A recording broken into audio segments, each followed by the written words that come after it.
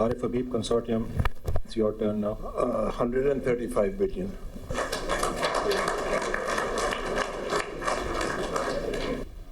We would like to congratulate Arif Habib Consortium on the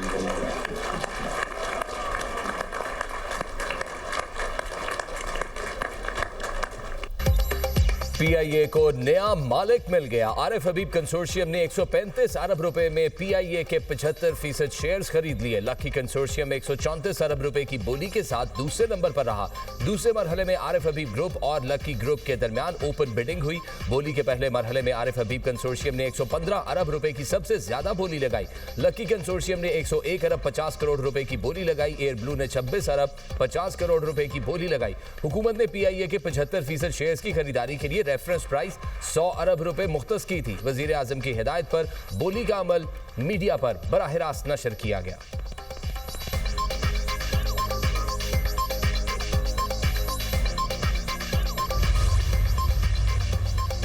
निजकारी commission ने बहुत ही शफाफ तरीके से प्रोसेस किया। चेयरमैन आरिफ हबीब ग्रुप की मीडिया से गुफ्तगू, कहा शफाफ निजकारी से सरमायाकारों का एतमाद बढ़ेगा, निजकारी के मजीद रास्ते खुलेंगे। पीआईए हमारा कौमी इदारा है, पाकिस्तान की जीत हुई है, रोजगार के मौके पैदा होंगे, मुल्क में सरमायाकारी को भी मजीद फरोग मिलेगा। पहले फेज में जहाज़ों की तादाद बढ़ाकर 38 और फिर 65 तक ले जाएंगे। एयरलाइन के मुलाजमीन को एतमाद देंगे, मुलाजमीन के तजुर्बे से पूरा फायदा उठाएंगे। एयरलाइन को मजीद तौसी देंगे तो मुलाजमतों के नए मौके भी पैदा होंगे।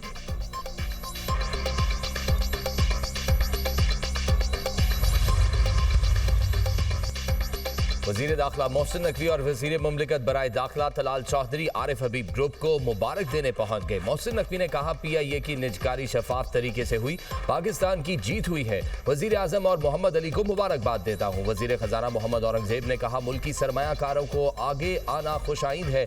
हुकूमत चाहती है तमाम इदारे अपने पाँव पर खड़े हों। निजकारी से गैर मुल्की सरमायाकारी को भी फरोग मिलेगा। कानकुनी के शोबे में भी सरमायाकारी के पुरकशिश मौके हैं।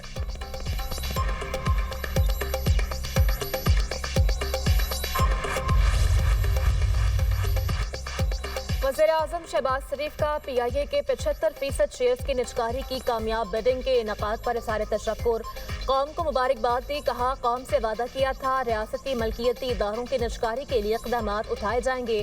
पीआईए की निजकारी का अमल अहम संग मील है। बोली का अमल इंतहाई शफाफ रहा। मईशत को मज़ीद मुस्तहकम करने में पीआईए और दीगर रियासती मलकियती इदारों की निजकारी अहम किरदार अदा करेगी। निजकारी इस बात का सबूत है मुल्की मईशत पर सरमायाकारों का एतमाद बहाल हुआ है। तमाम रियासती इदारों के ताउन से मुल्की मईशत मुस्तहकम हो रही है। फील्ड मार्शल सैयद आसिम मुनीर की कोशिशें लायक तहसीन हैं। इसहाक डार, ख्वाजा आसिफ, मोहम्मद अली, निजकारी कमीशन और दीगर मुतल्लिका अफराद की कोशिशें लायक तहसीन हैं। निजी शोबे के इश्तराक से मुल्क की तरक्की और खुशहाली और अवामी फलाह बहबूद के लिए पुरआज़म है। वज़ीर दिफा ख्वाजा आसिफ ने एक्स पर बयान में कहा पीआईए का 135 अरब में बिकना मुल्की मईशत पर बढ़ता हुआ एतमाद है।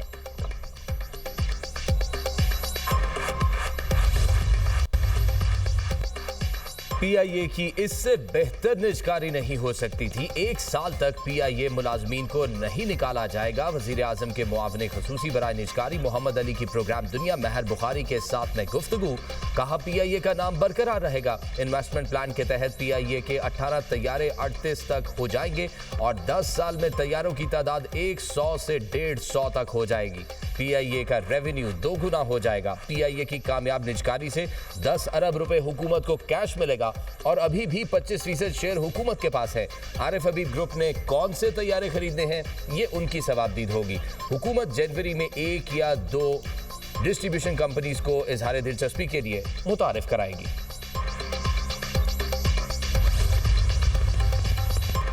Chief of army staff, chief of defence forces field marshal Syed Asim Munir का नेशनल डिफेंस यूनिवर्सिटी इस्लामाबाद का दौरा।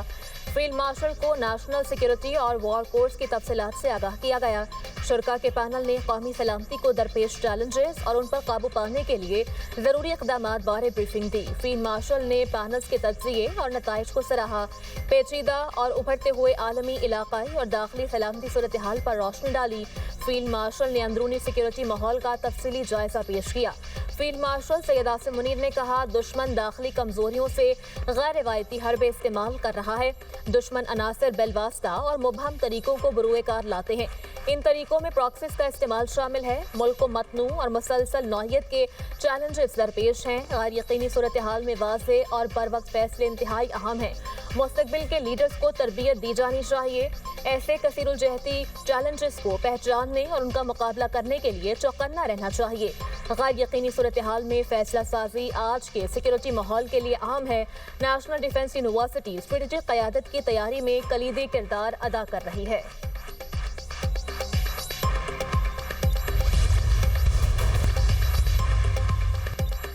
चेयरमैन पीटीआई बैरिस्टर गौहर का वजीर आजम की पेशकश पर तबसरे से गुरेज। कहा, इन हालात में इस पर कोई बात नहीं कर सकता। मुज़ाकरात के हवाले से मामलात महमूद खान अचकज़ई और अलामा नासिर अब्बास देखेंगे। बैरिस्टर गौहर ने वजीर आजम की पेशकश पर कोई वाज़ेह जवाब नहीं दिया।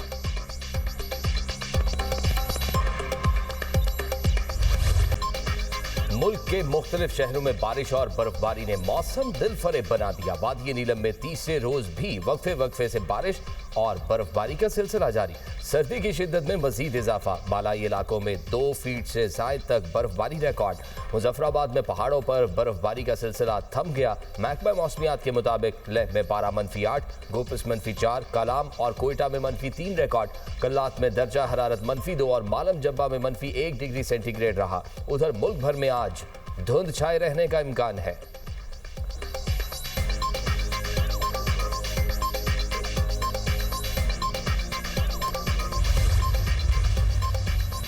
कराची में एक दिन में ट्रैफिक हादसात में 3 जानें चली गईं। मंगू पीर गरम चश्मा के करीब ट्रक की टक्कर से 5 साला नूर सबा जामहक लियाकताबाद में हादसे में 55 साला शगुफ्ता जान की बाजी हार गई। माड़ीपुर ग्रेस इंडस यार्ड के करीब ट्रेलर की टक्कर से 30 साला ज़शान जामहक। रमाबरस शहर में हैवी ट्रैफिक की जद में आकर जामहक होने वाले अफराद की तादाद 255 हो गई।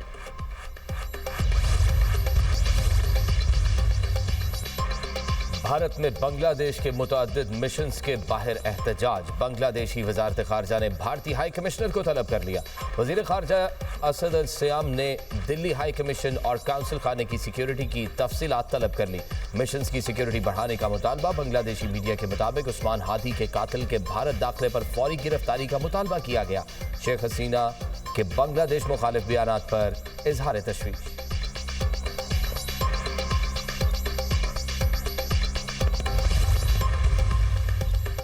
जंगबंदी मुआहदे के बावजूद इसराइल का गजा से फौजी इनखला न करने का ऐलान। इसराइली वज़ीर दिफा का कहना है इसराइली फौजें गजा का मौजूदा मुहासरा बरकरार रखेंगी।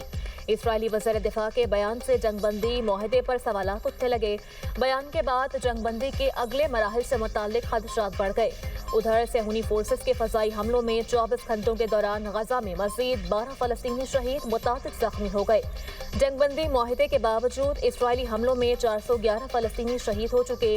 सर्द मौसम और बारिशों से बेघर फ़लस्तीनी ख़ानदानों की मुश्किलात में इजाफा।